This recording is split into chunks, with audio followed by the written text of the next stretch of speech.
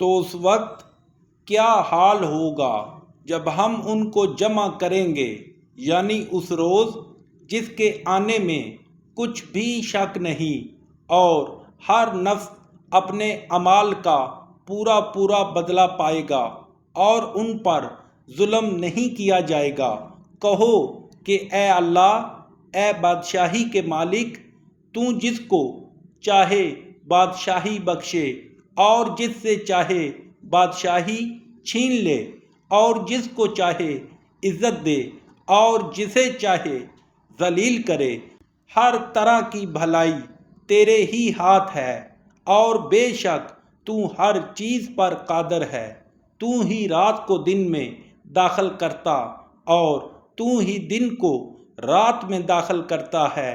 تو ہی بے جان سے جاندار پیدا کرتا ہے، اور تو ہی جاندار سے بے جان پیدا کرتا ہے، اور تو ہی جس کو چاہتا ہے بے شمار رزق بخشتا ہے۔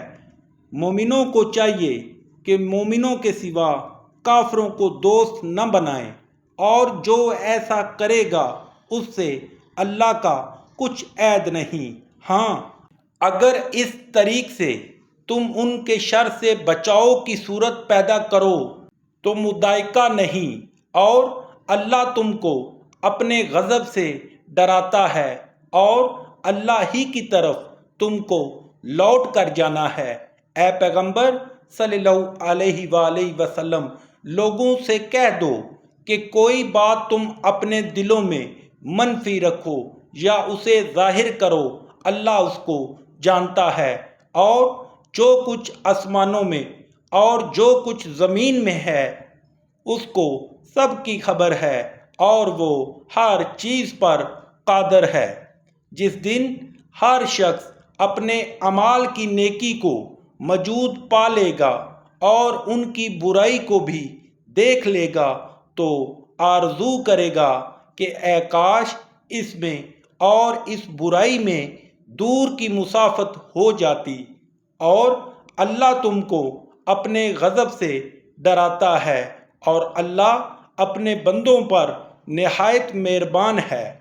اے پیغمبر صلی اللہ علیہ وآلہ وسلم، لوگوں سے کہہ دو کہ اگر تم اللہ کو دوست رکھتے ہو تو میری پیروی کرو، اللہ بھی تمہیں دوست رکھے گا اور تمہارے گناہ معاف کر دے گا، اور اللہ بخشنے والا مہربان ہے۔ کہہ دو کہ اللہ اور اس کے رسول کا حکم مانو، اگر نہ مانے تو اللہ بھی کافروں کو دوست نہیں رکھتا۔ اللہ نے آدم اور نوح اور خاندان ابراہیم اور خاندان عمران کو تمام جہان کے لوگوں میں منتخب فرمایا تھا۔ ان میں سے بعض بعض کی اولاد تھے، اور اللہ سننے والا اور جاننے والا ہے۔